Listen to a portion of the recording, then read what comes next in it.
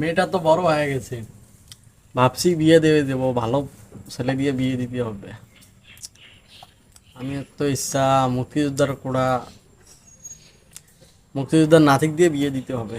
হোক দেখি পাত্র পাওয়া যায় না যায় ভালো। আজকে আমি বিয়ে করবো। আসসালামু আলাইকুম চাচা। ওয়ালাইকুম আসসালাম। আপনার মেয়েকে কি বিয়ে দিবেন? হ্যাঁ, মেয়েকে তো বিয়ে দেবো। পাত্রকে? আমি ধ্যাৎ, তুমি যে পাত্র, তুমি কি কাজ করো?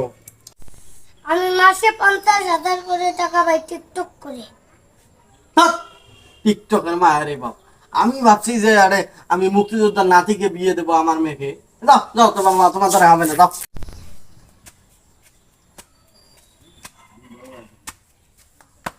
এই দাঁড়াও দাঁড়াও দাঁড়াও, আজকে কোনো ভিক্ষা টিক্ষা নাই, যাও যাও যাও যাও যাও, আজকে কোনো ভিক্ষা দেওয়া নেই।